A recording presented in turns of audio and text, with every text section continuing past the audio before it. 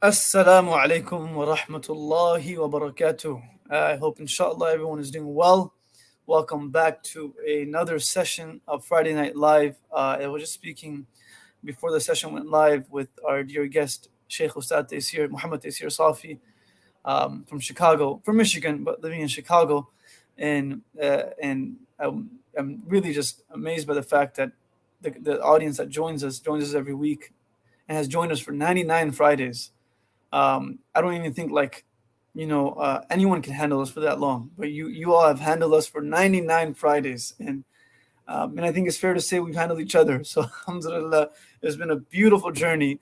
I'm in all the, I'm floored that alhamdulillah Allah gave us the ability and the consistency to be here for the 99th session. And I think outside of a few sessions, and you guys can correct me if I'm wrong. I'm not sure if anyone can specifically number how many we've missed, like in this span of 99, which is almost 2 years, right? 52 weeks. It's almost, my math is not the best, but I think it's almost 2 years.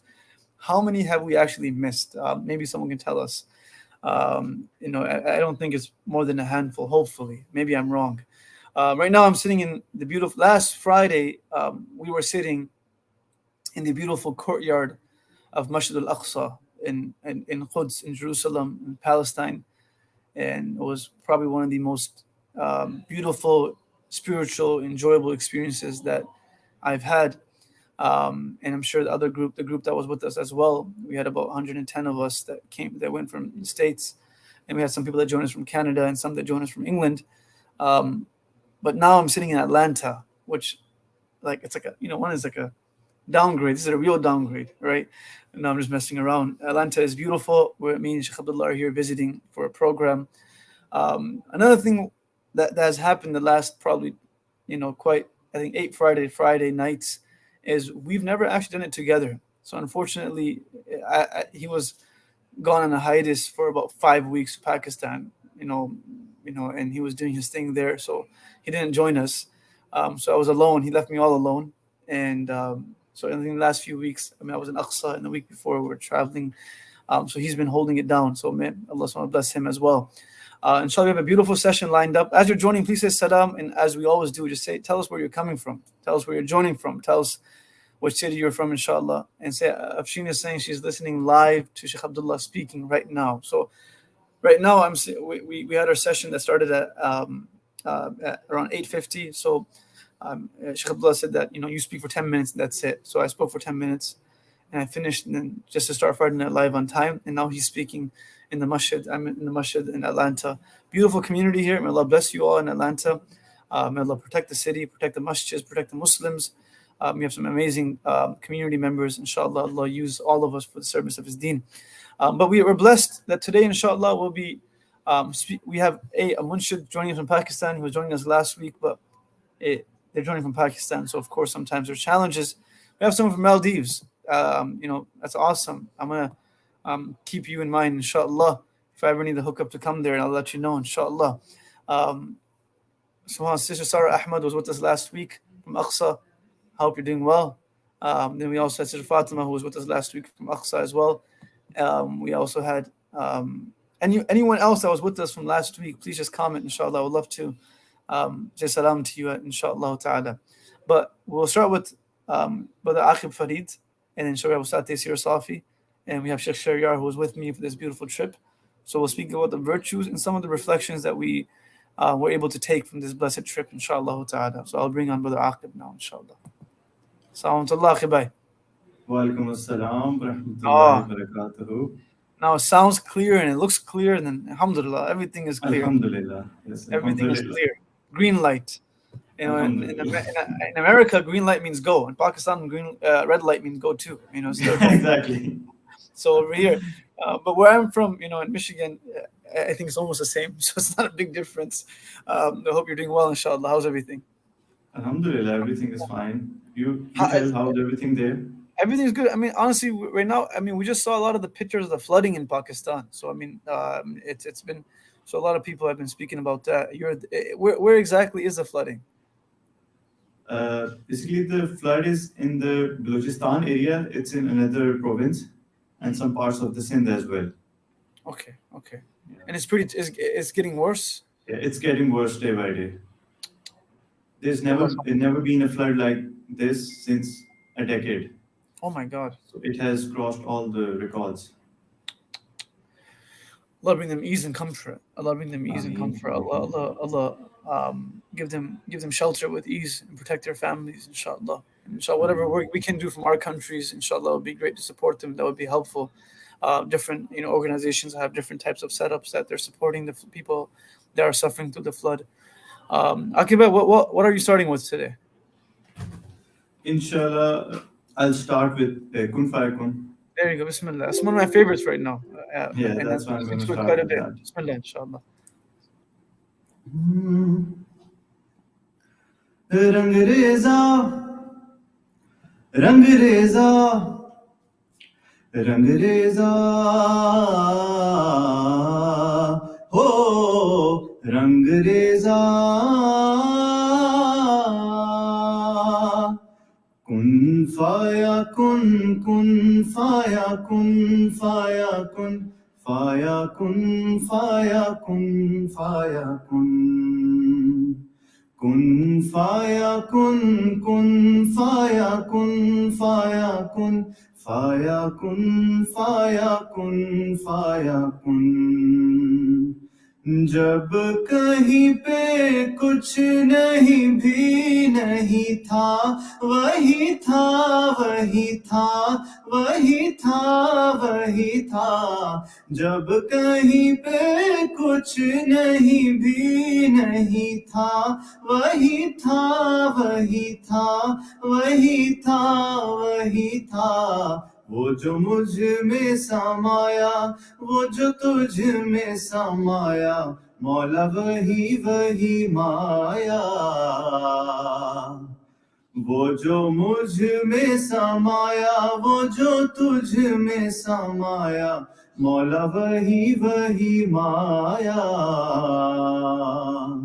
कुन फाया कुन फाया कुन सदकल्लाहुल अलीयुल अज़ीम रंग रेजा रंग मेरा तन मेरा मन ले ले रंगाई चाहे तन चाहे मन रंग रेजा रंग मेरा तन मेरा मन ले ले रंगाई चाहे तन चाहे मन सजरा सवेरा मेरे तन भर से कजरा अंधेरा तेरी जलती लो कतरा मिला जो तेरे दरबार से ओ मौला मौला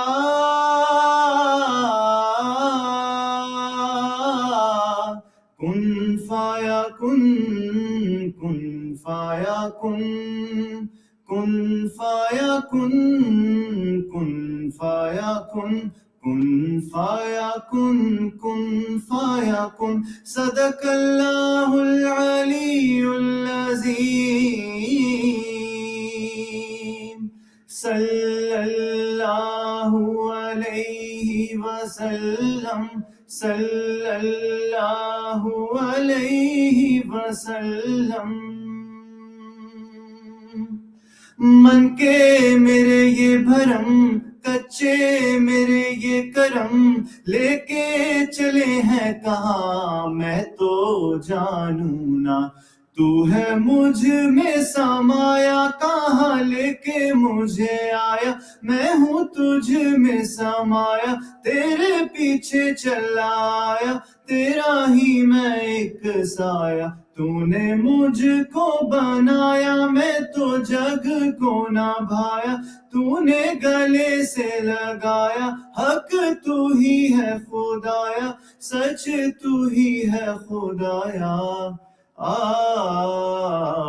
कुन फाया कुन फाया फाया फाया फाया फाया कुन फाया कुन फाया फाया फाया फाया जब कहीं पे कुछ नहीं भी नहीं था वही था वही था वही था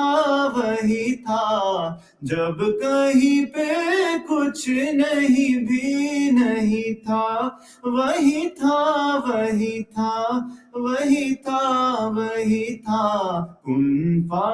कुन फाया कुन सदकल्लाहुल अलीयुल अज़ीम. Oh, mashallah. Takbir. This is virtual takbir. Allahu Akbar. Aqib, I've heard you on the YouTube version. I think this sounded better. You know, honestly, I'm Really? not sure. Like, it was so beautiful. Allah bless you. Allah allow you to use your voice to spread the greatness of Allah subhanahu wa ta'ala. Everyone, the words kun fayakun, obviously we know, refers to when Allah subhanahu wa ta'ala decided to create anything or everything, all he has to do is إِذَا أَرَادَ اللَّهُ شَيْئًا يَقُولُ لَهُ كُن, and fayakun, and it becomes.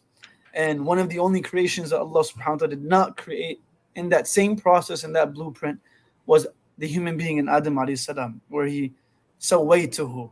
When Allah subhanahu wa ta'ala created us with his own hands, bi'admihi wa bisha'nihi, and he allowed us to be unique in that respect. So, and in that entire poem is speaking about how Allah subhanahu wa ta'ala created the entirety of creation. And a lot of times that poem is used a lot, but and I don't listen to the other versions per se, just because I'm not a big fan of some of the instruments that are being used in them. But mashallah, Brother Aqib has done it in a way that it's very kosher, for the lack of a better word. But nonetheless, some people are yes, the floods are also in Afghanistan. So may Allah subhanahu wa ta'ala bring ease and comfort to the people in Afghanistan as well, and give them ease, give them shelter, and whatever support we can give them as well. May Allah subhanahu wa ta'ala give them support. We have someone else that was on in our group as well from Aqsa. Jazakallah khair for joining. Alhamdulillah. Bismillah, inshallah. But what's next? Next, inshallah, I'll be doing Ilahi Teri Chaukat Par. Okay, inshallah. And you also have this medley that you do. What is that something that you do often or no? Yeah, I could do that. Okay, whatever you feel more comfortable with. However you feel comfortable, inshallah, whichever way. Okay, how many am I supposed to do? As many. I mean, but Ustadh Tayssir is here. I was hoping. I mean, if I ask the audience, they may say that they don't want to hear me speak at all if you keep reading like that. But everyone knows that on Friday Night Live we bring on different munshid and qurra. So it's not Urdu all the time. If this is your first time on, this is not how we have it every week. We have Arabic munshids, we have English. We have not been able to cross the horizon of these three languages yet. You know, for whatever reason, I wish we can find munshids in different languages, so we can also bring them on. And if you know anyone in other languages as well, please let us know, so we can tap into other cultures and other languages, because the language is not no language is the unique in praising Allah subhanahu wa ta'ala. The Quran is unique in praising Allah subhanahu wa ta'ala, and every other language is just a language. So inshallah, if you guys know anyone, please let us know, inshallah. But Ustadh Tayssir is saying that inshallah we can find someone in Turkish. Please, I would love that. That would be beautiful. And I'll just have to learn some Turkish before the show. So this year, I actually found Mufti Asim, one of our teachers, was telling us the Urdu language, well, some of it came from Turkish. We'll talk about that when you come on live, inshallah. G, go ahead, Habibi, inshallah. You get three. We can do three, inshallah. Okay.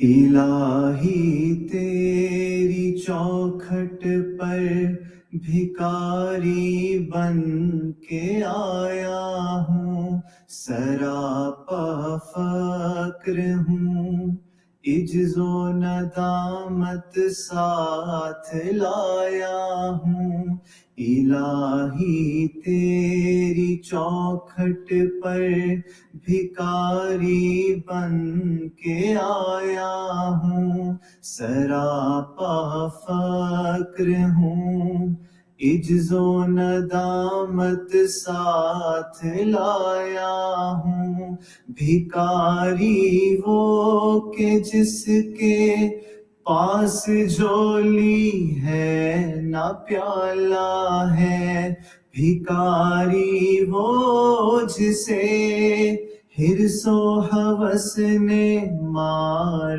डाला है मताए दीनो दानिश نفس کے ہاتھوں سے لٹوا کر سکون قلب کی دولت ہوس کی بھینٹ چڑھا کر لٹا کر ساری پونجی غفلتوں سیاہ کی دلدل میں سہارا لینے آیا ہوں تیرے کعبے کے آنچل میں گناہوں کی لپٹ سے کائنات قلب افسردہ ارادے مزمحل ہمت شکستہ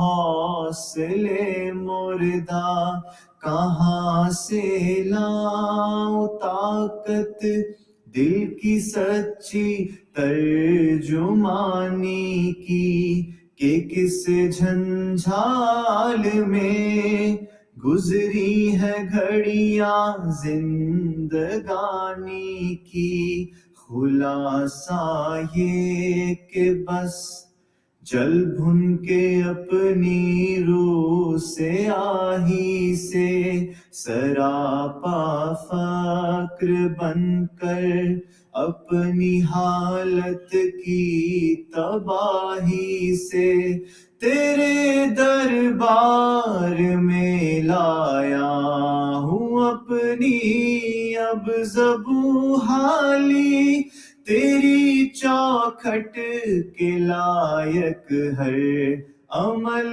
سے ہاتھ ہے خالی یہ تیرا گھر ہے تیرے مہر کا دربار ہے مولا سراپا نور ہے ایک محبت انوار ہے مولا تیری چوکھٹ کے جو آداب ہے میں ان سے خالی ہوں نہیں جس کو سلیقہ مانگنے کا وہ سوالی ہوں زباں غر کے ندامت دل کی ناقص ترجمانی پر خدایا رحم میری اس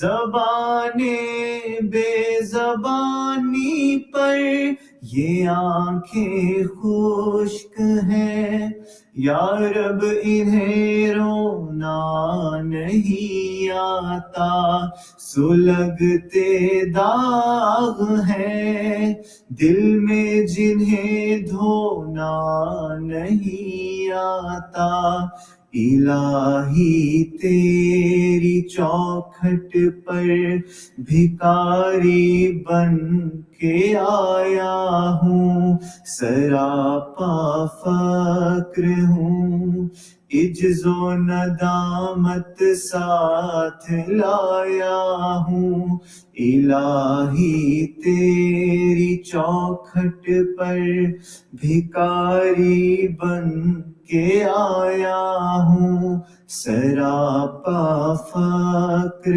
ہوں عجز و ندامت ساتھ لایا ہوں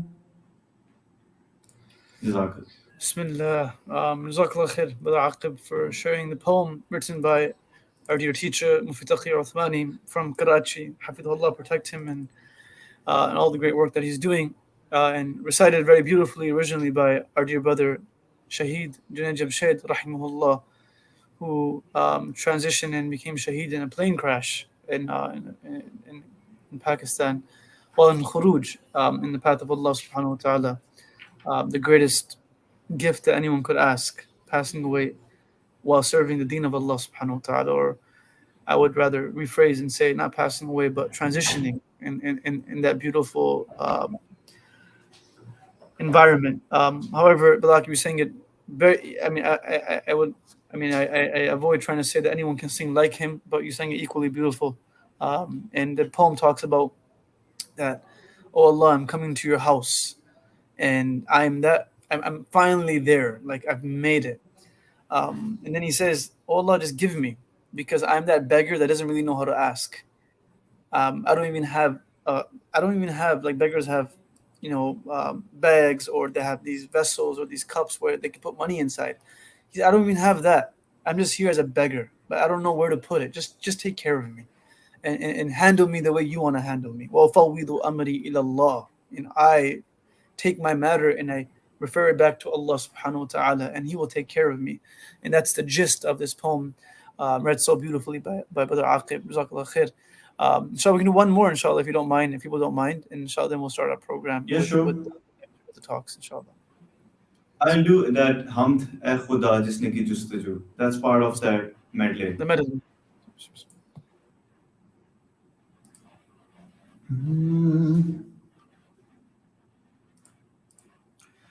اے خدا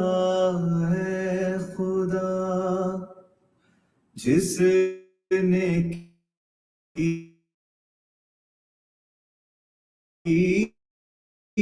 جستجو مل گیا کو تو سب کا تو رہنما اے خدا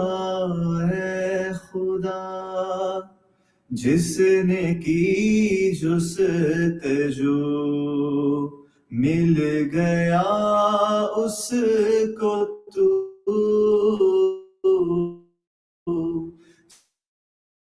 سب کا تو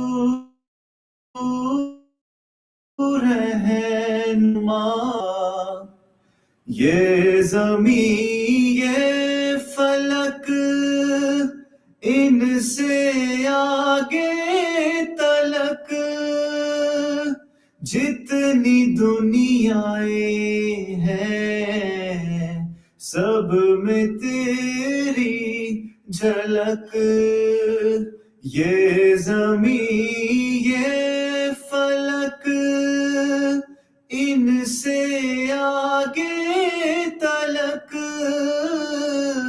جتنی دنیایں ہیں سب میں تیری جھلک اے خدا جس نے کی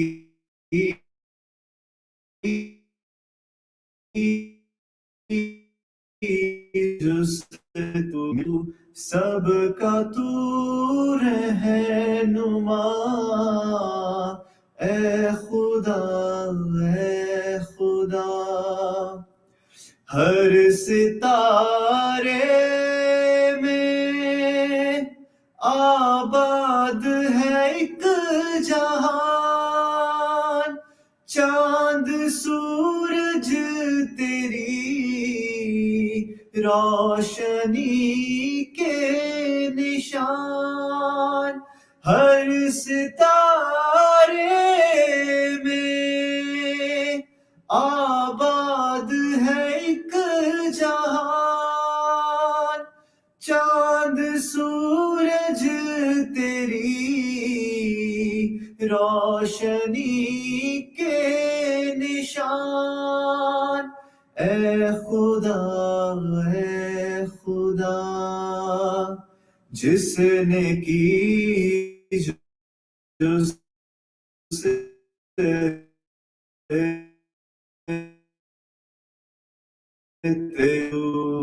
مل گیا اس کا تو رہنما اے خدا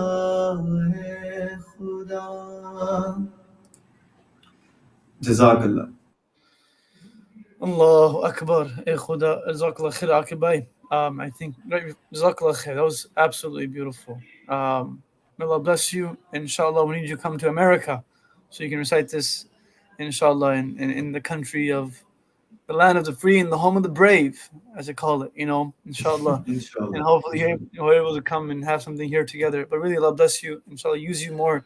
Aqib bhai has a beautiful YouTube channel. If those of you have seen it, we have 2,300 people watching right now. Go to his channel, benefit from his poetry. He does some a podcast as well with different personalities, and he does a great job. Inshallah, he's an inspiration for youngsters in Pakistan and all across the world. Inshallah, Jazakallah khair, Aqib Bhai. Allah bless you, inshallah, and please make dua for us as well, inshallah. Inshallah, you too, brother. Jazakallah khair. Salam to them, barakatuh. Get him on the mic at Miftah. That's correct, Brother Ismail. We need to get him. We need to get him a real mic, and we need to do something better than that. We need to do a duet, me and him. If we do a duet, me and you, Aqib Bhai, me and you, if you do a nasheed, it's game over. No one's gonna listen to Michael Jackson again. Rahimahullah. It's gonna be just us. But mashallah, the other people that were in the group as well, that just messaged Sister Amber, mashallah, jazakallah khair for joining. Yes, I remember you and your family, Brother Masood, of course, your family as well from Michigan. Allah bless all of you. You guys made the trip so enjoyable and memorable. But inshallah, without delaying it anymore, I'm going to bring on, inshallah, the virtual stage, Ustadh Tayssir Safi, Mohammed Tayssir Safi from Chicago, inshallah. Assalamu alaikum wa barakatuh, ya Ustadh. Wa alaikum salam wa rahmatullahi wa barakatuh. Shaykh Mufti Abdul Wahab, how are you doing? I always feel bad making the Shaykh wait, when... No, a'udhu billah. Waiting, I was taking part. I was listening, benefiting. It was beautiful. It was beautiful. I'm not sure if you saw me vibing, but I hope you didn't see me because No. I was enjoying it. I was vibing too. So It was beautiful. It was beautiful. Well, there's beauty in listening to Allah subhanahu wa ta'ala being praised and Prophet being praised. That's part of our tradition. That's something that is deep within our tradition, where the Prophet would call Hassan ibn Thabit to the pulpit of the Prophet, where this is a discussion that some scholars have of the past, that how many people had the ability to stand at the pulpit of the Prophet while the Prophet was actually alive. And amongst them was Hassan ibn Thabit, amongst them was Umar radiallahu anhu, amongst them was a munafiq as well, Abdullah ibn Ubay ibn Sulul al-Munafiq. So just because you stand in the pulpit doesn't make you special, right? Because the munafiq stood at the pulpit, Ustadh, until the time of Uhud. He used to actually be the one. The Prophet would use him to be the one that would invite people to come closer to the member, and come closer. Like he was the announcement uncle. That doesn't mean the announcement uncles are munafiq. I'm not saying that. No, it doesn't mean that. No, not at all. But that's just who he was, right? And so it doesn't mean that just because you got that mic, that means you made it in life. But definitely, it was something the Prophet used to use Hassan ibn Thabit for. He would say, come to the stage and praise Allah subhanahu wa ta'ala and praise his Habib, and he would recite poetry, and Sahabas there was Quran available. Of course, Quran was always being recited, but it was just a different change, which they enjoyed. So inshallah, of course, we're allowed to enjoy it as well. Well, I really want to thank you. As I told you before we started the event today, I was telling you that I really appreciate kind of the mix that you have. You have somebody come reciting beautiful poetry, beautiful words with a beautiful voice, in praise of Allah and praise of the Prophet ﷺ. That's part of our religious civilization. And having that, I think, is very, very important. And people are impacted by different things, even us as individuals. Sometimes Quran, sometimes fasting, sometimes salah, sometimes dhikr, and sometimes listening to beautiful poetry in praise of the Prophet ﷺ, in praise of the religion, and praise of Allah subhanahu wa ta'ala. SubhanAllah. So what I'm surprised about really is we've had 99 of these and have not been chosen to be the artist yet. So that's something that I'm bothered. You can ask Sheikh Abdullah to choose your next. I have to ask myself too. I'm like, why have I not chosen myself yet? But I think it's because I'm afraid that Sheikh Abdullah is going to close my mic. But we also have with us, Ustadh, our dear friend and brother, Shaykh Sheryar Bashir. He always gets mad at me because I butcher his name. Wassalamu alaikum, Maulana. How are you? Alhamdulillah, yourself. Alhamdulillah. You're joining us from where, Maulana? Surrey, BC. Vancouver. Vancouver, Surrey, BC. For those who don't know where Surrey is. This is Shaykh Sheryar's first time on Friday Night Live, so I would like to introduce him properly, because or else he's going to get mad at me afterwards. But he is one of the religious directors in the BCMA. So just be careful. I don't want to get big-headed that I don't fit through the door anymore. So That's true. But the BCMA is a huge, very large Muslim organization in British Columbia, and mashallah, he serves with them, and the many masjids that are there, and the many different programmings that are happening there. And mashallah, he has a school there as well, in one of the masjids that they run.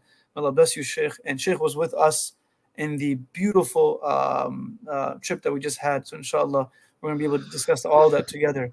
But Ustadh, we first want you to start with, inshallah, sharing some words about the virtue of this blessed city, so we can, just jump into the experiences and so on and so forth, inshallah. But you said Turkish, not Turkish poet. Last night, Mufti Asim, our teacher, we were sitting down, and he was speaking about how the Urdu language is actually, it means the coming together of armies, and in Turkish. And he says because at that time, the Ottomans and of course the different countries that were part of these armies, they spoke Persian, they spoke Arabic, they spoke Sanskrit, which is a type of Hindi, and they spoke Turkish. So they needed a language that can bring everyone together, and they introduced Urdu. So I told Mufti Asim, you shouldn't have told me that, because now I'm going to use my language to show that we're a unifying language. But nonetheless, that was a fun fact. But so we'll leave you to it, inshallah, and we'll just jump back on when you're done, inshallah. بسم الله الرحمن الرحيم الحمد لله رب العالمين صلى الله وسلم على سيدنا محمد وعلى آله وصحبه وسلم أجمعين. First of all, I want to again thank Mufti Abdul Wahab, his brother Sheikh Abdullah, all of the brothers, and all of the mashayikh for inviting me here and honoring me with this chance to speak a little bit about one of the holy sites of our religion, one of the holy sites of Allah subhanahu wa ta'ala, one of the sha'air, one of the rites, one of the symbols, really, if we can put it, of our religion. The Prophet Muhammad alayhi salatu wasalam, in a famous hadith, there's a few different versions of it. One version is found in Bukhari, in which the Prophet alayhi salatu wasalam says, this is a rough translation, that one shouldn't seek out, one shouldn't set out in journey except to 3 mosques. And the ulama say that they mean if they want to receive the complete blessing. In other words, one can seek out other mosques, but not for the complete blessing. If you want the complete blessing, then you can only set out for 3 mosques. The Prophet ﷺ says, Al-Masjid al-Haram, meaning in Mecca, the sacred mosque, and Masjid al-Rasul, meaning the Masjid of the Prophet Muhammad ﷺ in Medina, wa Masjid al-Aqsa, and the farthest most mosque, or Al-Masjid al-Aqsa, of a group of you were able to go out to in Jerusalem. And so, you partook in this commandment, or you partook in the statement of the Prophet ﷺ when you got together with this kind of miftah community and you took a trip there to visit one of these symbols of Allah subhanahu wa ta'ala. Mufti Abdul Wahab had asked me, he honored me with the ability to speak a little bit about its virtues. And I, considered what's the best kind of entrance way to talk about the blessed city and to talk about the blessed site. And I thought to myself, the best thing is to kind of attach it to the Prophet Muhammad ﷺ and his relationship to Masjid al-Aqsa, or at least one angle of his relationship to Masjid al-Aqsa. As inshallah many of you know, the Prophet Muhammad ﷺ journeyed to Masjid al-Aqsa in what's known as al-Isra, one of the chapters of the surah of the Quran. And it's also a word that many Muslims know and they learn, this night journey, as it's often translated, the night journey of the Prophet ﷺ. Allah subhanahu wa ta'ala opens that chapter of the Quran. This is kind of the translation of the meaning of which in English is, how gloriously exalted is he who took his slave of a night from the sacred mosque to the farthest mosque, that we have bounteously blessed everything around. Subhanalladhi asra bi'abdihi laylan min al-masjid al-haram ila al-masjid al-aqsa alladhi barakna hawla. How gloriously exalted is he who took his slave or his servant of a night from the sacred mosque, meaning al-masjid al-haram, meaning in Mecca, to the farthest mosque, meaning al-Aqsa in Jerusalem, that we have bounteously blessed everything around. Allah subhanahu wa ta'ala has blessed that site. Allah subhanahu wa ta'ala has blessed that place. Allah subhanahu wa ta'ala has blessed that mosque. And Allah subhanahu wa ta'ala is free to make blessed and make sacred what he wishes. He made certain months blessed, as we know, the month of Ramadan. We're in the month of Muharram, we're at the end of the month of Muharram, literally means the sacred, right? He made certain times sacred. He made certain places sacred. He designated them as sacred places. And so the land of Al-Masjid al-Aqsa, the place of Al-Masjid al-Aqsa, the space around Masjid al-Aqsa is a sacred space. And here we have in this noble verse of Quran Allah subhanahu wa ta'ala indicating that he took the Prophet Muhammad alayhi salatu wasalam from Mecca al-Mukarramah to al-Masjid al-Aqsa in that famous night journey. That famous night journey, which had preceded it, the da'wah of the Prophet alayhi salatu wasalam. As Mufti Abdul Wahab was just talking about, one of the famous da'is to Allah subhanahu wa ta'ala had died in a plane crash as he is seeking in that journey of Allah subhanahu wa ta'ala. The Prophet alayhi salatu wasalam had spent years calling to Allah subhanahu wa ta'ala, and he had faced extreme amount of hardship. And during that kind of the pinnacle of some of that hardship, Allah subhanahu wa ta'ala had the Prophet alayhi salatu wasalam taken, as is well known, on the Buraq from Mecca al-Mukarramah to al-Masjid al-Aqsa, and then events occurred therein, and then from al-Masjid al-Aqsa all the way through the heavens to meet with Allah subhanahu wa ta'ala in that blessed night. But I don't want to go too far into that story, because that's not the focus of what I wanted to focus on. I wanted to focus on the virtues of Bayt al-Maqdis, the virtues of Masjid al-Aqsa, and I wanted to just kind of enter that door through that incident. Just like we began kind of this reminder with the Prophet ﷺ said, if you want full blessing, that's kind of the context of the meaning. Do not set out except to 3 mosques. The mosque of Al-Haram in Mecca, the mosque of the Prophet ﷺ, or Al-Masjid Al-Aqsa. And here we have the Prophet Muhammad ﷺ making that journey. So Mufti Abdul Wahab and the Mashayikh and all of you who took part, and those who are watching, they took part in that journey. They implemented that hadith, seeking that virtuous land. So some of the ulama said, in these few minutes that I have with you, some of the ulama asked, why as a hikmah? They don't ask why challenging Allah subhanahu wa ta'ala. They asked as a hikmah. They said, why? What is virtuous about Masjid al-Aqsa that Allah subhanahu wa ta'ala had the Prophet alayhi salatu wasalam go from Mecca to Al-Aqsa, and then from Al-Aqsa up through the heavens? Why not just immediately from Mecca? Allah subhanahu wa ta'ala can do all things. So what is it about Masjid al-Aqsa? What is virtuous about Masjid al-Aqsa that Allah subhanahu wa ta'ala's hikmah, his wisdom, had it that it occurred like that? So I just want to list a few of them in these last few minutes that I have with you. There is a riwayah from Ka'b al-Ahbar. May Allah subhanahu wa ta'ala be well pleased with him. This is one of a few that I'll share with you. That Masjid al-Aqsa, or Bayt al-Maqdis, he said, is known as Bab al-Sama. It's literally the gate to the heavens. Or another name for it that he uses is Mus'ad al-Malaika. It's literally the ladder of the angels. And so the angels kind of go up through that land, and things descend, as he says in the riwayah, at where Mecca is. So one virtuous, indication of that area is that the angels ascend, if we can use that word in English. They ascend from Masjid al-Aqsa. Another virtuous possibility that is mentioned by the ulama, and many of these are found in, if one looks to one of the hadith about al-Isra in Ibn Hajar's Fath al-Bari. Ibn Hajar mentions a list of the virtues, a list of the possibilities. The second one is that it was one of the qiblas of Islam, as is well known. We don't want to elongate here, but one of the qiblas of Islam before Mecca al-Mukarramah was al-Masjid al-Aqsa, and it was the qibla of the prophets from before. In fact, as is well known, the Prophet ﷺ prayed towards Jerusalem, towards Masjid al-Aqsa, and then while in prayer, the verse of Quran was revealed that he was to turn. The translation of the meaning of the verse is, we certainly see you frequently turning your face about the sky in eagerness, right? And then he's asked to turn towards Mecca. So it was one of the qiblas of our religion. That's one of its virtues. So perhaps that was the reason. Another virtue that Ibn Hajar mentions is it was the land of pilgrimage. Again, just like Sidi Mufti Abdul Wahab and his brother Shaykh Abdullah and all those who sought out Masjid al-Aqsa, that it was a pilgrimage site of the prophets before.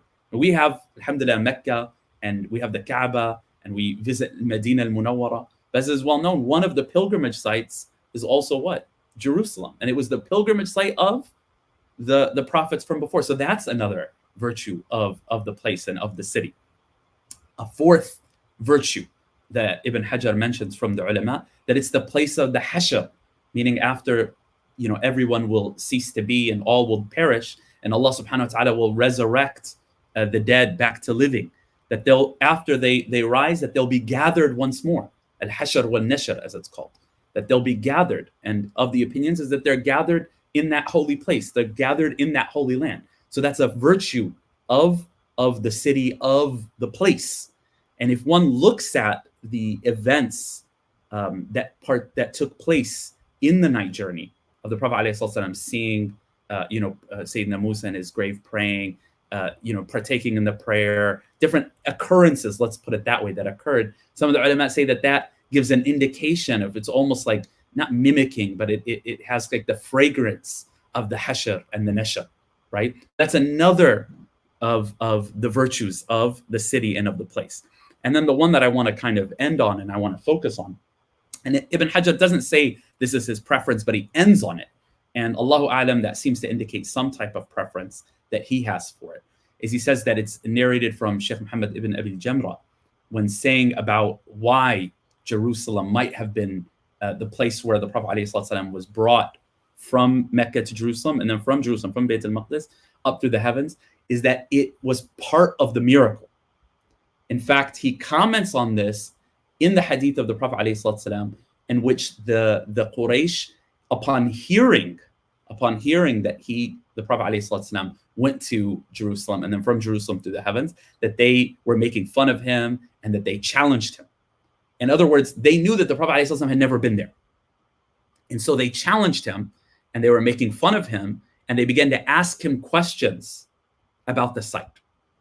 And the Prophet ﷺ in the hadith, he prays to Allah subhanahu wa ta'ala, and there are various versions of the hadith. Either the masjid he's able to see it in front of him as they're asking, so he's able to answer the questions. In one version, the actual masjid comes to him and he's able to see it, right? And so the Prophet ﷺ is able to answer all of their questions about the masjid, right? And so what Ibn Hajar seems to be indicating here is that was part of the miracle. Had he said that he had gone from Mecca through the heavens to meet with Allah subhanahu wa ta'ala, that part of the back and forth couldn't have happened because he's from Mecca. He lives in Mecca. And so they were not going to ask him, what is Mecca like?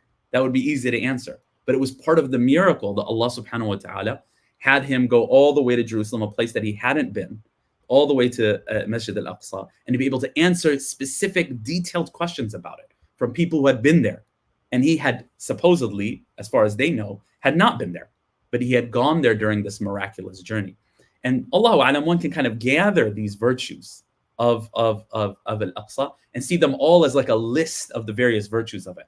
Why would Allah subhanahu wa ta'ala, what wisdom is there in having him go there? Well, there's many wisdoms. It's Mas'ad al-Malaika. It's the path of the ascendancy of the angels. It's one of the qiblas of Islam, the first qibla of Islam. It's the place of pilgrimage of the prophets from before.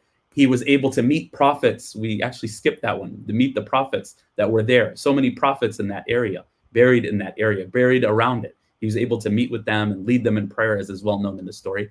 It is an indication of the hashr and the nashr, the gathering on the day of judgment. And finally, it's part of the miracle. And for that reason, and I'll end at this, I promise I've gone long, Allah subhanahu wa ta'ala told us to his noble Prophet ﷺ that there's great blessing in going there. There's great blessing in praying there. That praying there is worth more than praying elsewhere, right? There are various narrations to this with different numbers of one's prayer being multiplied from being there. And so, when Mufti Abdul Wahab asked me to join and to give a short talk about the virtues, I told him I'm happy to be able to come to listen to you. I haven't had the blessing of being to Masjid al-Aqsa. May Allah subhanahu wa ta'ala grant me that. But many of you listening, Mufti Abdul Wahab and others, have had that blessing. And so I'm here as a listener more than as a speaker, to be able to kind of take from, as they say, from the blessing of your journey, to learn from you what you saw. And may Allah subhanahu wa ta'ala have us benefit from you and fill our lights with light and with love and with mercy. And may Allah subhanahu wa ta'ala free those lands from those who are oppressing it and occupying it. And may Allah subhanahu wa ta'ala give us all the ability to visit his sacred houses. Alhamdulillah Rabbil Alameen.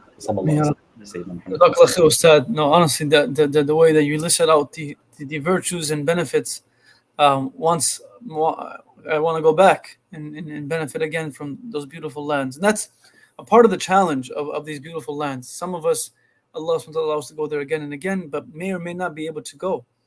but that's not the condition of iman. The condition of iman was never positioned in a certain place. Al iman, at-taqwa hahuna. The Prophet reminded us that iman is in the heart. So even if we just have love and a longing for it, and we're not able to go there, hopefully we get the reward as if we visited that place. That's the benefit of speaking about the virtues. And mashallah, you put it so beautifully and eloquently. Allah subhanahu wa ta'ala rewards you.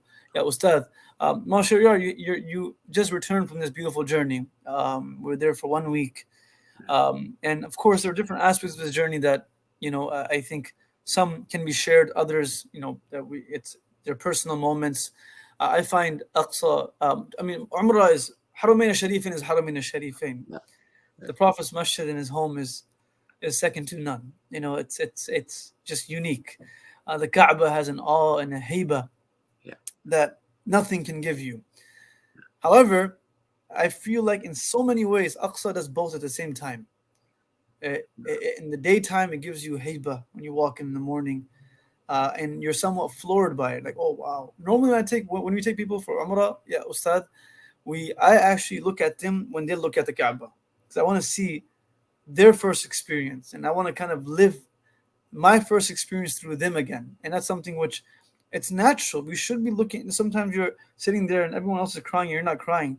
Just look at them, and perhaps Allah will soften our hearts, right? Yeah. There's nothing wrong with that. It's contagious. And Moshe knows I like that word because I use it in the trip. Loves using it.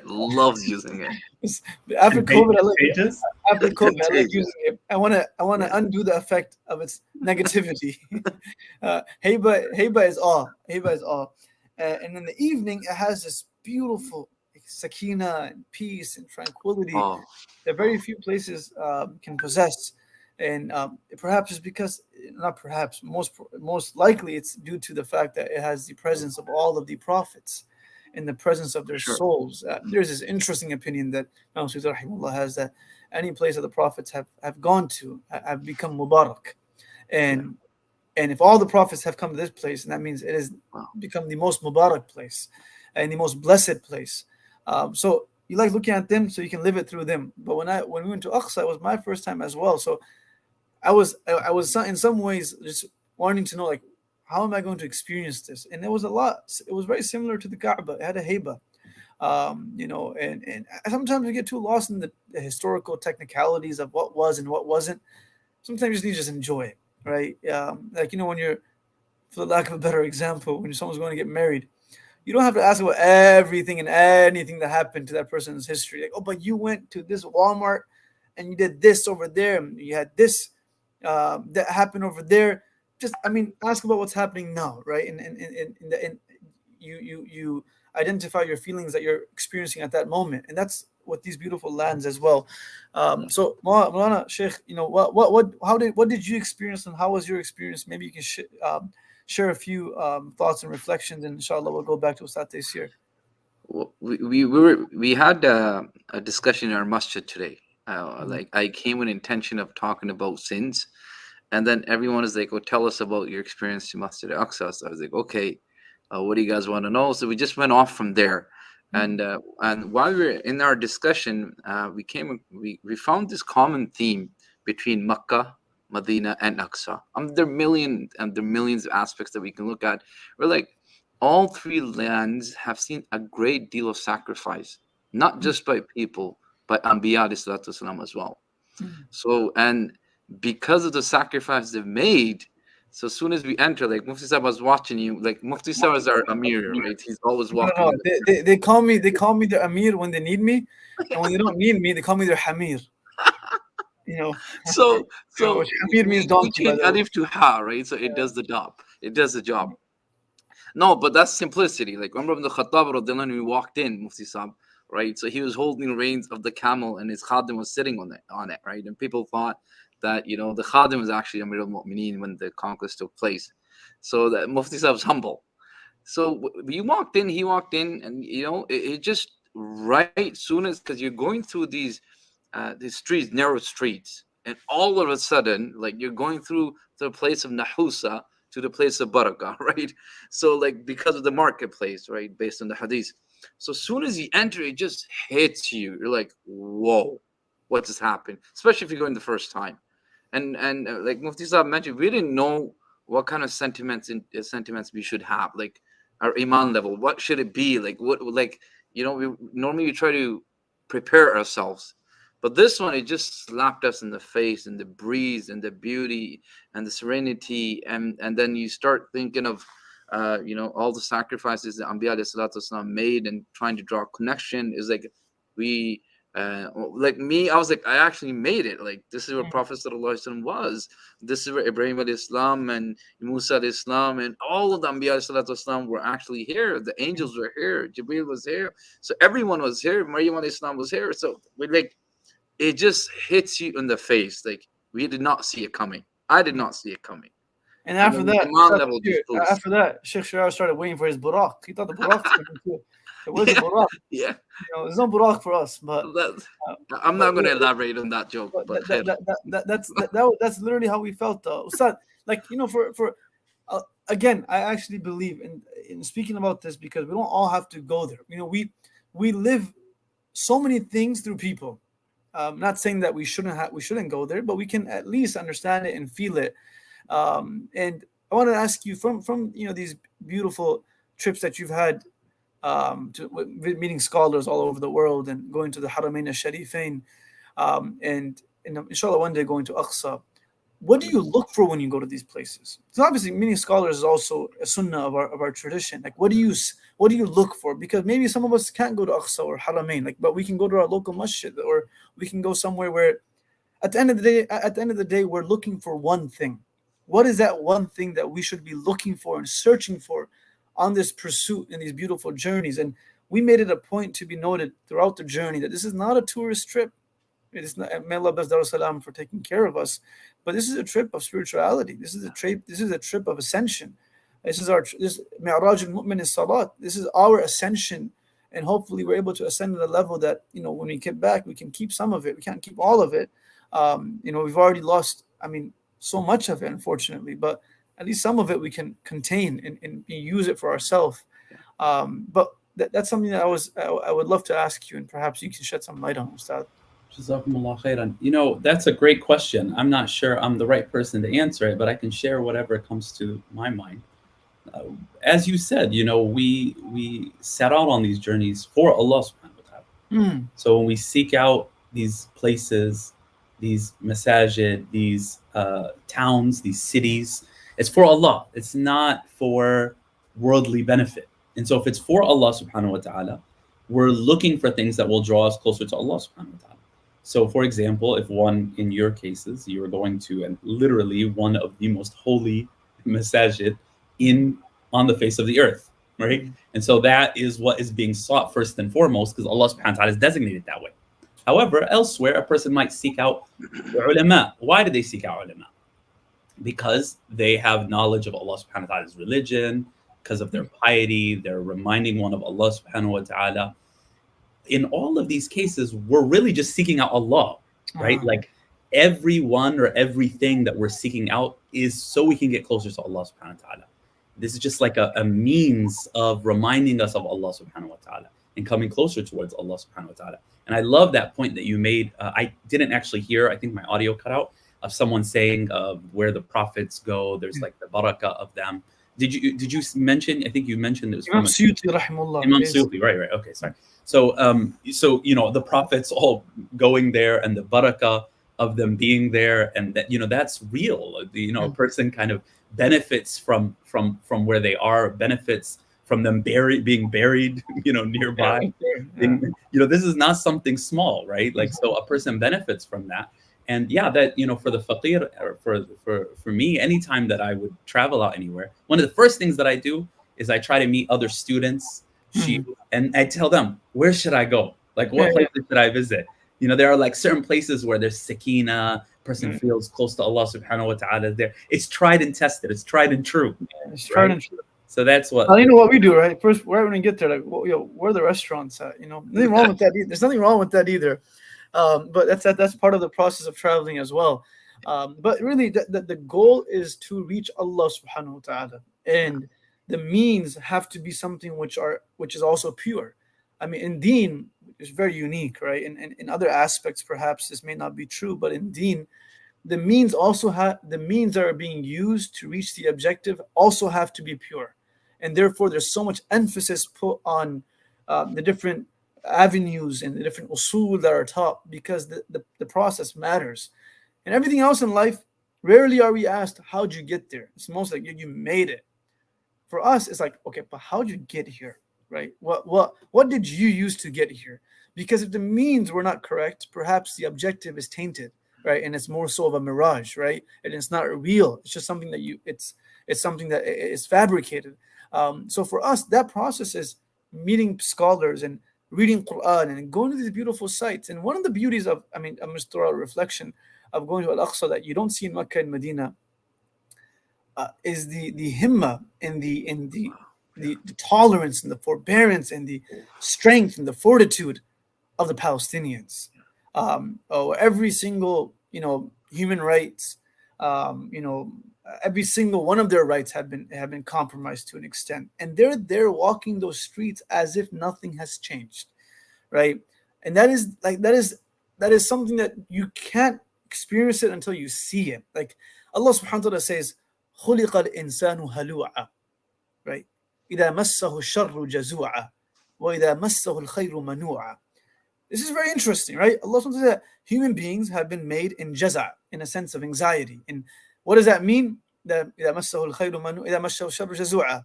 That whenever something happens to them, they're very anxious about it. And they're in a hurry. They're always in a hurry about sharing their hardship. But when goodness hits them, they hold it. They don't let people experience it with them. They just want, like, hey, so people come tell you about, there's nothing wrong with this. People share their problems, but sure. And I love it when people they ask you for dua. Who are we? But nonetheless, and then when alhamdulillah Allah accepts their du'as and accepts what they were seeking, they'll actually tell you that alhamdulillah Allah subhanahu wa ta'ala has done this for me, and you feel so happy for them, right? These are, Allah said, these are munafiqun, that when difficulty touches them, like it's a small thorn and a prick, but they make it seem like it's the entire, cactus, the cactus tree. It may be a small drop of water, but they feel like, oh my, when kids or someone that's scared of water, some water touches them in the lake, they, oh my God, that's what Allah is saying. Like, just a tiny thing happens. Shaykh Sheryar's like that. I've taken him boating and I've done tawbah. I'll never take him again, because the amount of times I've made him read the Shahada. I think Sheikh Ustadh, you should see him. It's all good and fine when he's in the driver's seat, right? When he's in the front. When he sits in the back, the screams are. I get scared. Right? I should record that and play it on Friday Night Live. But really, like backseat driving, right? Yeah, it's all good when he's in the front. As soon as he jumps in the back, he's worse than me. But nonetheless, that little water hitting you, oh my God. And other as such, just throw me in. I don't mind, because I know I have my life jacket on. That's a believer. He says, or she says, if I have to go through it for the sake of earning Allah's pleasure, I have my life jacket, and that is the support of Allah subhanahu wa ta'ala, which is ila ruknin shadid. It is the strongest support system one could have. Illa al-musallin. Allah says people that are individuals that pray salat and they connect with Allah subhanahu wa ta'ala, they don't act like this. And I saw this within the Palestinians, that they don't have a victim's mentality. They don't come off acting like, they've been defeated. They come off acting like, what are you talking about? We're defeated. نحن الغالبون. We are the ones that are winning this. We are the ones that we're proud. Like we're perfectly fine. And though they're not, their homes are being stripped of them. They're not even sure if tomorrow they'll wake up and they'll have that same house that they were living in, right? As if many of them have experienced that. Yeah. But they give you strength. And when they give you strength, you want to take it and say, you know what? It's okay if I go through something. It's okay, because at the end of the day, it's dunya. And dunya wasn't made to be a place of continuous happiness. If it was a place of being, if dunya was a place of continuous happiness, why would our Prophet lose 6 or 7 children? SubhanAllah. It wasn't made for that, right? Why did Allah subhanahu wa ta'ala say, فَهُوَ فِي عِيشَةٍ رَاضِيَةٍ for akhirah? That Aish, even in Urdu, means, Allah does not use the word Aish for dunya. He uses it for akhirah. He uses the word hayat. Aish is, just chill. Even in Urdu, Aish means just chill. That's what it literally means. Radiyah means continuous bliss and happiness and pleasure. That wasn't for dunya. So what's the objective of dunya? Being content. Being content is something which is more internal. Obviously, Ustadh can speak about that as well. But I felt like we were able to benefit from that, and B, from them specifically, we're able to see this ayah being applied in such a beautiful way. أشداء على الكفار رحماء بينهم. yeah.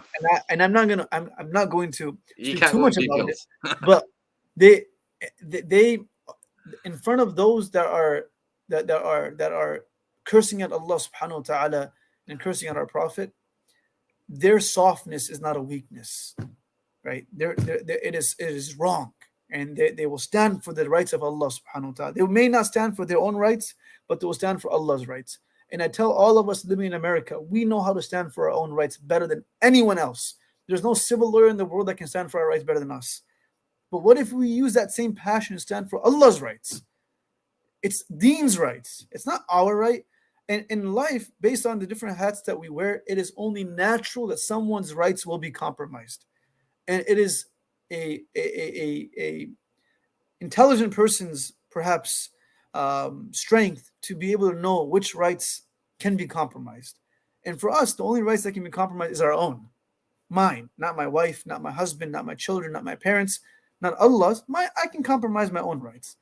But the challenge is, Ustadh, everyone's worried about their own, right? And no one's really thinking about the other person sitting next to them. And we're not even talking about the optional rights. We're talking about the ones that are actually like fard, right? So these Palestinians, they're ashadda al-kuffar. And when I was there, I had a bid'ah, a sunnah. When I would walk by, and everyone knows this in our group, when I would walk by the guards, I would say, Allahu Akbar. But this, Mufti Sahib, let me hold you on that. Ustadh, this did not start on the first day. First day, we were overwhelmed, right? The border, the whole thing, they're standing with the guns. Like Canadians, we don't have, like, we've never seen guns, right? Americans probably have. Canadians, like, Canadians are like, you know, we're baseball people, man, baseball bat. Like we're not hardcore like you guys. So like Canadians, when they saw the guns, and even these guys, we're freaking out. Like, oh, okay, like what are we supposed to say? Like, how do we walk past them? Like the whole thing. Within a few hours, Sheikh, like, because like Mufti Saf's like contagious, they really, Palestinians started rubbing off on us, like, because of the courage that they had and because of the ghairah they had, it knocked some sense into us. And then we also walked with pride. Like never in our life did we have so much pride in wearing this dress, the thobe and the kufi, you know, more than we ever had, you know, over there there, in yeah. that place. We're like, you know, this is so, This like, the is it. thobe, the beard and kufi, it was so powerful that, you know, Sisters as it well, made you us know, of powerful. course, yeah, they're just. We had a sister in our group, Sister Sadia. She rubbed off on me too. Like she was much of the sisters over there as well. Like you know what it is, Everyone, Ustadh, everyone. I understood, and I'm going to let you continue from here, Ustadh. Yeah. I understood one of the wisdoms of why the Prophet ﷺ made it so that when he went for Umratul Qadha after Hudaybiyah, like after Hudaybiyah, they went back the next year. Hudaybiyah, for the audience, the Prophet ﷺ and the Sahabas were stopped from doing Umrah in the 7th year, or the 6th year rather. In the 7th year, they came back to do Umrah for 3 days, and the Prophet ﷺ made them do a march of a walk, and it was like more of like we're here, you know, you can't move us. That's when I realized why that happened, because it was not to necessarily impose themselves, but it was to make sure everyone knows that you can't push us around, right? So it was a sign, and that's what ashadda al-kuffar ruhama bainahum. But with us, they're like softies, right? They're very soft. We're the opposite. We're the opposite in America, Ustadh. We are ruhama bainahum. Like we're very soft with them, but when it comes to our beloved believers, may they be from a different country, different ethnicity, we act like as if we don't even know them in the masjid. But when it comes to the other people, like we'll open the door for a non-Muslim at Walmart. A Muslim, no, a Muslim sister or Muslim brother, no, I don't know. But the non-Muslim sister, you open it wide and far. What happened for the Muslim one? No, I don't know. Okay, so that is oxymoronic, and that's something that we learned from the Palestinians. Like they taught us how to actually do it. So maybe you can comment on that as well. I'm not sure if that's something. Yeah, subhanAllah. I really, first of all, I'm benefiting a lot. I'm appreciating. I'm not sure if you are, Ustadh. I'm not sure. I really am. And you know what I was thinking about while you were talking is that subhanAllah, sometimes difficulty, the more it is, it really shows a person what really matters. Mm-hmm. And you know, I think all of us, everybody's listening to this, can sympathize with this. When like Corona set in and folks started having things kind of taken from them, you know, all of us, things that we're used to. I mean, we go to for example, in America and in Canada, I'm sure it's the same. We go to the store, things are there. Like we almost never have to worry about something not being there when we're at the store, right? And things are so easy. Even when I was talking to my family the other day, they're from Cyprus and the Mediterranean, and they've got things available, but it's not like you can't go online and like buy stuff and it show up at your house. That still doesn't really exist there, right? Yeah. So, here it's so easy, like things just show up at all times. You can even pick what time of the day, the same day that it comes. So Corona sets in and there's just a little bit of difficulty. And I would say some people, it really kind of showed you like, wait a second, what's valuable, what's important. The Palestinians, may Allah subhanahu wa ta'ala bless them and, free them and grant them ajr for all that they're going through. That difficulty, I mean, it's not Corona level difficulty, as you said, homes being destroyed, things being taken from you, homes that like have been in their family for like, 500, 600, 700 years. And then just one day, nope, the occupying force takes it from them. You really see in them this kind of like, almost like clarity of like what's important and that courage in front of like oppression and dhulm, right? So may Allah subhanahu wa ta'ala have us kind of learn from that and be able to, can I ask Shaykh Sheryar also a question? What did you feel like was the most, like what stood out to you the most? Like if you had to pick one thing that you really stood out to you, what would you say that was? Like, on the discussion of Palestinians, I like courage. Like we get watered down. On the discussion of the entire trip, like the entire trip. I mean, so like let's start with the courage, right?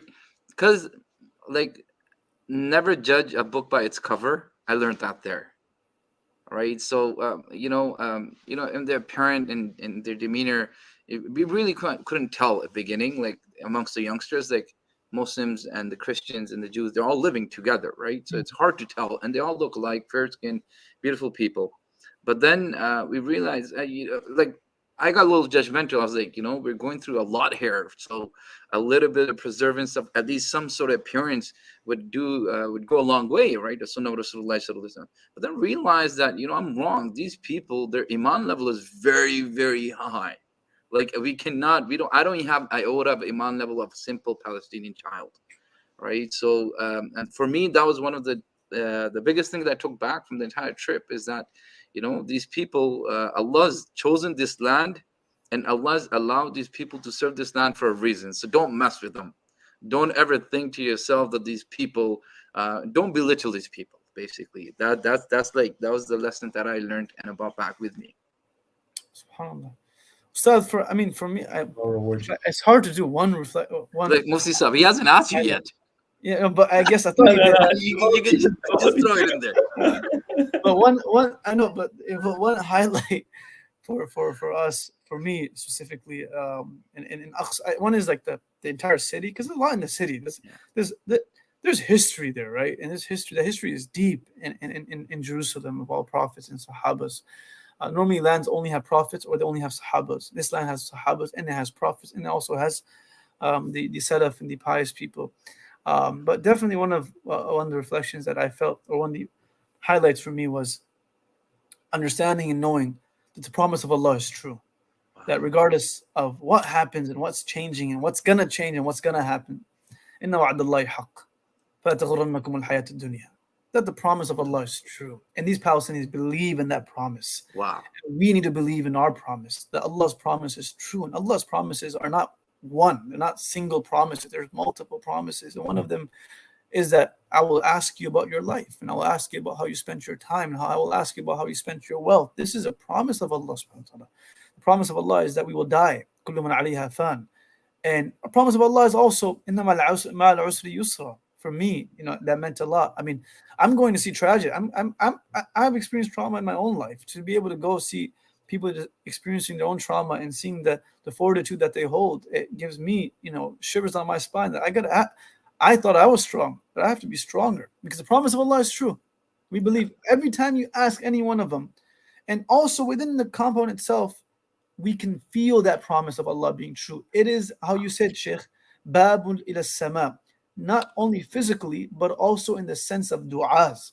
The types of du'as that were accepted there are actually highlighted in the Quran as the archetype du'as. Like they're the pinnacle du'as. The du'a of Zakaria for Yahya, the du'a of the mother of Maryam, Hannah for Maryam alayhi salam. The du'as of these prophets made there are accepted.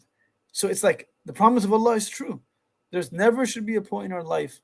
Sometimes I'm seeing my father and I'll say, like, we'll be speaking about an ayah. I'm like, yo, that ayah is so true. And I was like, what's wrong with you? Every ayah is always true. Like, it's never going to not be true. I'm like, Abuji, that's not my point. I'm just saying, like, wow, it's actually true, right? But his point was, well, of course it's going to be true. The promise of Allah is always going to take place. And it's always going to happen. It may just take some time. And this is why the prophets in different nations, their question was never, is Allah going to help us? And this is for all of us watching and for myself. Yeah. Is Allah going to support us? Their question was, mata. When is it going to happen? Mata Nasrullah. When is it going to happen, right? Just, I know it's going to happen, but when is it going to happen? So that's something that we brought back, that the power of Allah subhanahu wa ta'ala's acceptance, the power of Allah's promise. There's no one that's more true to their promise and covenant than Allah subhanahu wa ta'ala. Man asdaqu min Allahi qila. And there's no one that's holds their promise more than Allah subhanahu wa ta'ala. So that's something that I took back, Ustadh. But Ustadh, I want to have you add something for us, right? If you don't mind. In regards to not necessarily Al-Aqsa, because you've gone for Umrah, and you've gone for these blessed journeys as well. How would you tell people to prepare for these journeys? And all three of them are the same in so many ways, right? And they're not journeys. I'm going to say it just the way it is. Like, we all have to go to these places. We go all over the world, some of us. And for those of us that don't have the capacity yet, we ask Allah for the capacity of going. Inshallah, if you have the intention, Allah will give us a reward for it. For those of us that do, we should be going there as much as we can, and it's spiritually rejuvenating, right? You don't know. I always tell people, like, you don't know how cold the water is, how warm the water is until you jump in, right? Like, you don't really know what it is. Someone can tell you that water is like this temperature. Because Mufti Sab loves water. All his analogies are always about water. Like, water is one of his weaknesses. The group he'll jump in. Doesn't matter the temperature. The group that's here in Aqsa, they can attest to this. I actually found a way to jump into water while being in Jerusalem too. But that's a story for a different day. And all those that are watching, please share your reflections as well. Just Shahnaz just shared her reflection. I'm going to talk about this later. But Ustadh, please go ahead and tell us how to prepare for these things. Sure. I'm going to answer inshallah, but I just want to build on something you were saying from before, because it was important to me.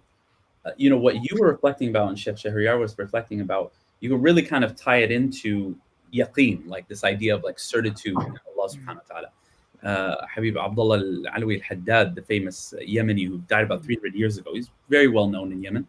And he says at the beginning of his books that really this whole affair is about building yaqeen.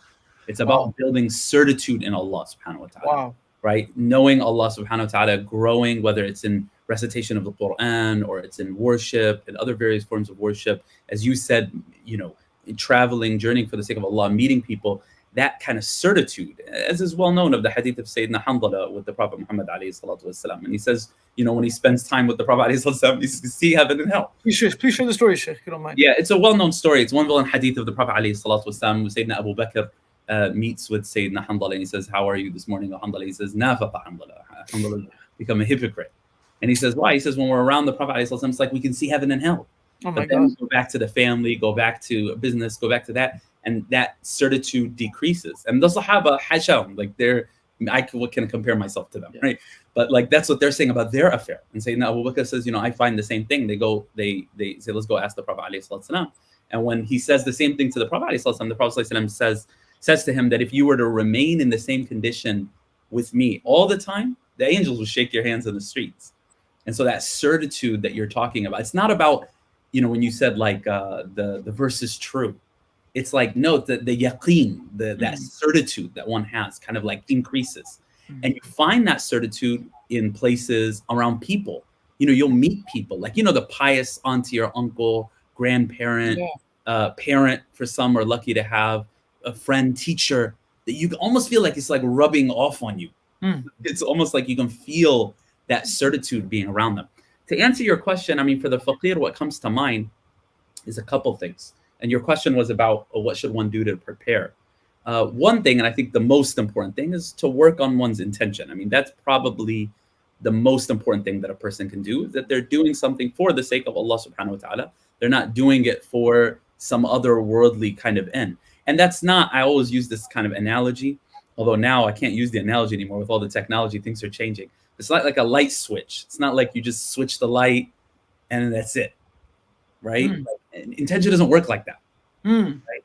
Intention isn't that simple, right? Rather, it's something that you got to kind of keep working on, because we're like complicated beings, right? Like we start one way and then we get pulled in another direction, 100%. right? And so we got to constantly work on it. We got to be like aware of it. Why are we doing it? For Allah subhanahu wa ta'ala. Remind ourselves. The mashayikh say, like, you know, in our madhab, in Shafi'i madhab, it's a sunnah to say the You verbalize it.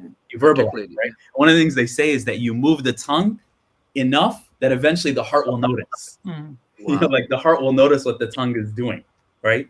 And so one of the ways to build on, other than the intention, is to just go with good people, right? Going in journey with a good person, with good people, you know, raises, you know, the certitude level, it raises the knowledge level. Good company, being around good company, we know how important that is in our religion. And then, of course, some amount of learning before. I mean, obviously with Mecca and Medina, often people are going for Umrah or they're going for Hajj, and there's a lot of, you know, there's a lot of rites that have to do with that. So a person should definitely learn. But even in the case of Jerusalem as elsewhere, a person can learn about where they're going, learn about what places to visit. So one can really kind of be able to benefit from that. That's beautifully said, Ustadh. I have to ask you a follow-up question on that. I know we have a few minutes left, inshallah, then we can wrap it up. I mean, people in Palestine, I mean, when you go to them, you ask them, like, you know, what's your message to people in America or Canada?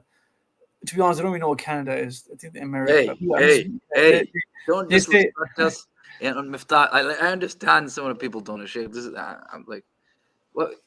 They're very literate people. They do know. Oh, subhanAllah, they're very literate. Ustadh, they were very literate people. They're so knowledgeable, so educated. But they would say, just tell everyone to come continue visiting us. Yeah. Right? Just come visit us, right? Like, come see this place. Don't orphan this place. And that was like, it hit your heart. Like, they literally said, don't make us a yatim. Don't make us an orphan, right? Like, we're just here. They wouldn't accept charity from you. Like, they won't accept charity, man. They won't take. There's so much ghayra and hamiyya. Like, I was, wow, like these people are something else.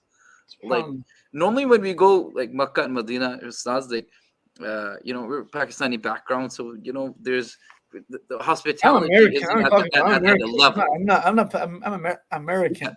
Yeah, you're from Bangladesh. Don't lie. Right. Yeah, But here is like the opposite. It's like as soon as they find out, yeah, you're Canadian. You're right, okay, you're right. They know you're like, yeah, Canadian, but what are you? Like, where are you from originally? Like, where are your parents from? So they figure that out. As soon as they do it, they're very appreciative. Like, wow, like you guys need to come, and that's the promise that they like. Even Mufti Saab, we haven't shared the story of the cafe guy. You know, they offered him millions of dollars. Dude, that's another story on its own. No, but they offered him $40 million, and he never sold his cafe. You know, and it's not even that big, Sheikh. Like, it's like 200 square feet of space. That's it. The guy never took a dime from them. He's like, I'm not going to take. And then the nasiha that he gave us in that cafe was, tell your people to visit this land. Tell your people. Just like you visit Makkah and Medina, tell your people to visit the land. Especially my only regret, sorry to cut you off, is that we didn't go sooner. Inshallah, Allah will go again and again. I mean, one of the sisters just shared from our group that I haven't heard the story from her. She says that, you know, we're sitting in the masjid and we sat next to two ladies that said that they finally came here after 10 years, though they live in Beit Lahem. They live maybe 5 minutes away from Jerusalem, but they weren't able to come in, you know, and like that. So how blessed are we that we're able to go? And of course, it's the fear. What's going to happen when you go? You know, that's if we go with yaqeen, inshallah, will allow us to get through their ease and come back with ease as well. But Ustadh, just to wrap it up, what do we do now? Like, we're not, I mean, for us, I want you to give us advice. We went on this trip and now we're back to like ground zero in a sense. Okay, how do we manage? And for all those that are not able to go on these trips, how do they manage at this point? Right now, it's not ideal or whatever it may be for people to go on any trip right now for their own situations. What do they do right now? How can they make this relatable? MashaAllah, that's a good question and a difficult question to answer. The thing that comes to my mind kind of in response to it, because it's a good question, it's an important question. I don't say that to escape from it. You you know, what one of the things that our ulama tell us is that we should have things that remind us and attach us to that which reminds us and attaches us to Allah subhanahu wa ta'ala. And so places like Al-Aqsa, the Haram in Mecca, Medina, obviously holy things like the Quran, hadith of the Prophet ﷺ, etc. We should attach ourselves to those symbols. Mm-hmm. So one of the things a person who's gone and a person who hasn't gone can do is, you know, spend time learning about those places, but even honestly, even looking at images of those places, descriptions of those places, reading about the history of those places, reading about the prophets and what occurred in those places. That's a way of keeping one's heart connected to it. And I believe you opened up right after I had finished speaking, you opened up talking about one loving and remaining connected to that place, even if they haven't been there. Yeah. And as the Prophet ﷺ said, he said, the one is with whom they love, right? And so keeping our heart kind of connected to those spaces, and yes, even to the people that are spending, because what you guys were talking about, I don't have time to go into it, but it's really moving. And it's really moving. Somebody offering you that amount of money. Honestly, it's not, they're not stuck there. They're not. They're probably the easiest people in the world to leave from that area. They're not stuck, right? Like they want to be there. So connecting to and kind of having a love for those people is, I think, one of the strongest things that one can do. And then obviously for those who traveled, if you were able to pick up, and I'm sure you were with having the shuyukh here with you and others there, pick up good habits, good religious habits. For example, let's say, you know, before you went, you weren't praying all of your rawatib sunan, and then you were there and you got it picked up on that, right? Something to try to kind of hold on to, right? Maybe you're not going to be able to keep everything that you learned there. Maybe you recited more Quran than usual. Maybe you, you know, gave more charity. Maybe you did this or that, tahajjud. You know, I don't know what kind of program you guys had going on there, but maybe you're not going to be able to hold everything, but even a small amount of things to maintain that, right? And every now and then, I mean, one thing that I think is nice, I don't know if you all do this through Miftah, etc., but one thing that is nice is to stay connected with the group of people that went, and kind of some of the bonds. You know, for me, when I went to Mecca and Medina, what was that, 2004 and 5, like that. Was it your last time? Yeah, that was I went with that period. I built friendships and bonds. That's till today. You know, it was like khalas. Wow. Never after that. Mashallah. You know, and my family also, she went, you know, on a few different trips with friends, and she talks about that a lot, like staying connected with those people. So that's, I think, what I would tell. It's a good reminder from Mufti Saab. Yeah, I gotta stay connected then. You told me that. But Ustadh, to your point, I wanna throw an analogy in. Like everywhere we go, we come back with souvenirs. We come back with this thing called souvenirs for people, magnets, this, that. My dear friends that have gone, our souvenirs is our iman for people. And that if we don't have that, the souvenirs that we brought are worthless, right? Our souvenirs are there to remind us that we went to a place. Yeah. What is my souvenir of going to Makkah and Medina? What is my souvenir of going to Al-Aqsa? And just like how you can bring back souvenirs for other people, come back and allow our, like, it is only, it's known for, it's a quality of a generous person that when he gets something, he shares it with people. A, he recognizes what he has is valuable, and B, he can share it with people.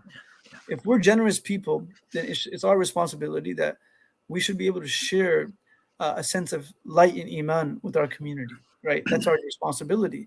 And B, for those that can't, I'm not sure when Allah doesn't take us again, we have a masjid in every single community in America. We have a masjid. Like this entire land has masjids all over the country. If we can't get a base hit, we can't get a home run. Like we just have to go. We just right. It's right around the corner.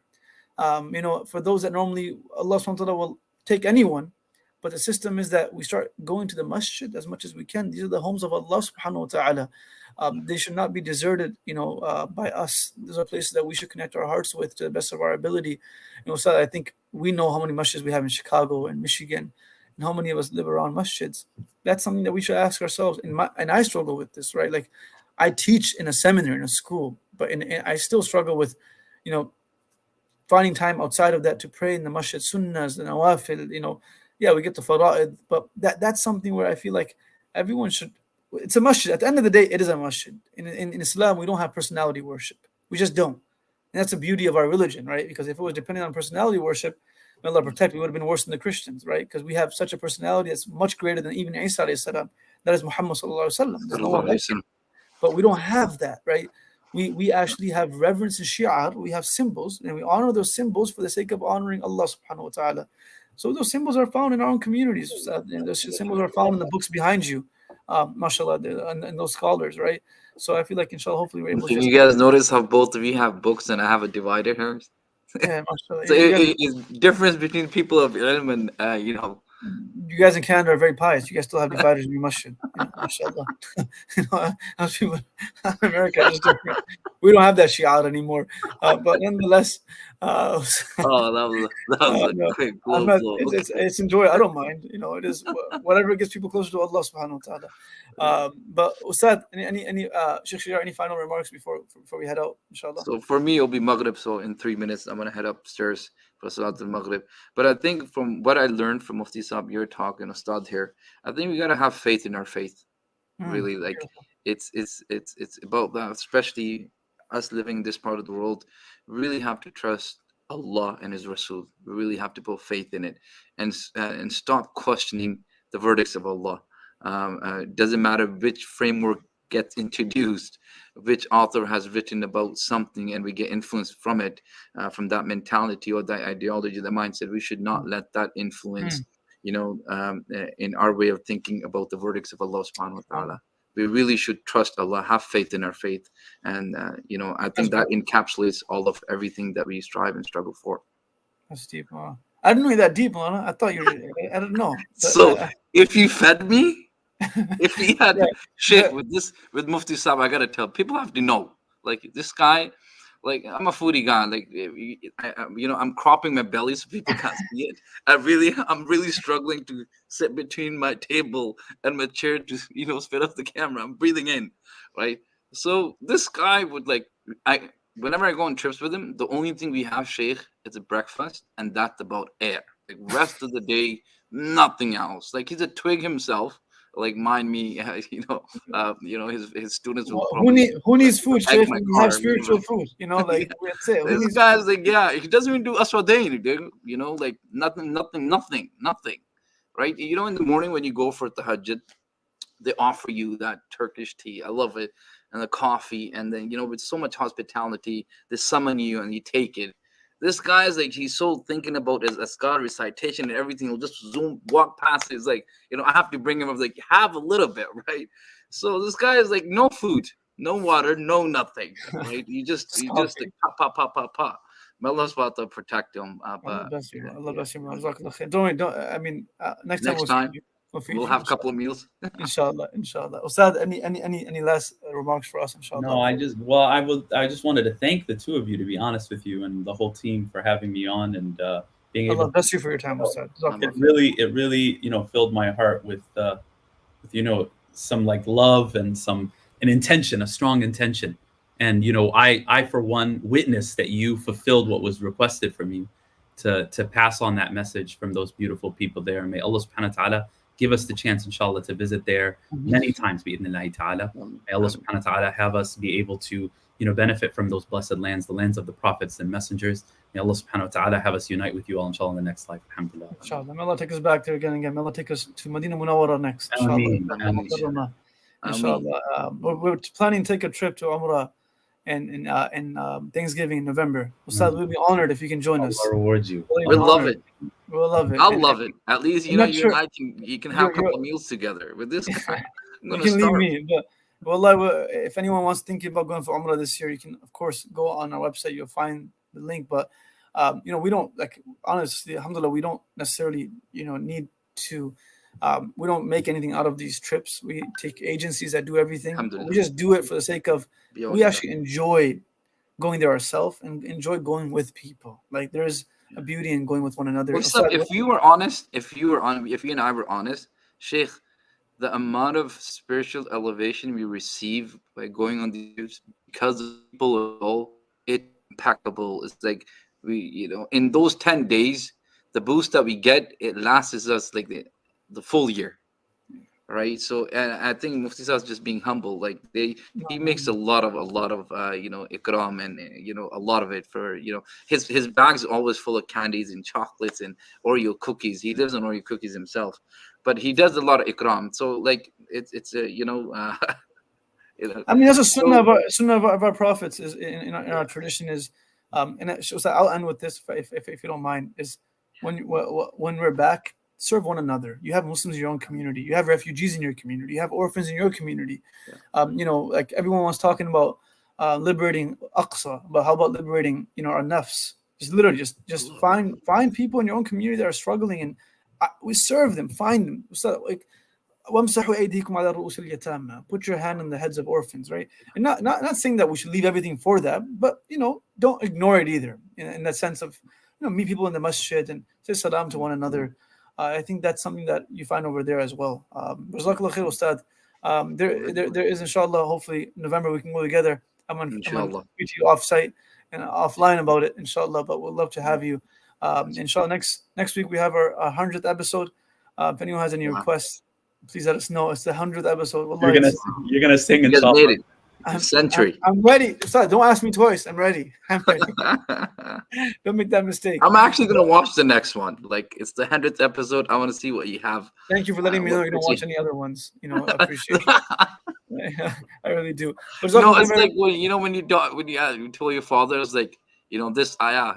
Wow, it's really speaking the truth. Is one of those moments for me. I do watch. Okay, Jazakallah khair, everyone. Jazakallah, Ustadh. May Allah bless you. May Allah reward you. Allah, we love you for the sake of Allah subhanahu wa ta'ala, and and hopefully we see you soon in person, inshallah. Assalamu alaikum. Nice meeting you, Shaykh Sheryar. Nice meeting you, inshallah. Hopefully we'll meet again. Inshallah, in person, inshallah. Assalamu alaikum. Assalamu alaikum. Everyone else, may Allah bless you for joining. Inshallah, I do, since it was brought up, we do have our semester starting from Iftah online. We have some beautiful classes that will be taught in this upcoming semester. I'll just quickly share my screen just so people know. The fall semester is beginning on September 12th. We have a class on hadith, 40 hadith on marriage. We have a class on spiritual development. It's an adapted summary of the Ihya of Imam Abu Hamid al-Ghazali. We have the tafsir of Surah Taha, so some Quran, and we have Arabic, depending on which level you're at. 101, 201, and 301. We have scholarship available, of course, for everyone and anyone. Just email us at admin@miftah.org, and if you wish to join, inshallah, we have registrations open for one more week, inshallah ta'ala. I want to just share this with everyone before I leave. Inshallah, we'll respond to them inshallah, within 48 hours, inshallah ta'ala. May Allah bless everyone, reward everyone for joining. Jazakallah khair. Assalamu alaikum wa rahmatullahi wa barakatuh. Yes, inshallah, for sure. They can just email us and we'll give that to them, inshallah. Assalamu alaikum wa rahmatullahi wa barakatuh.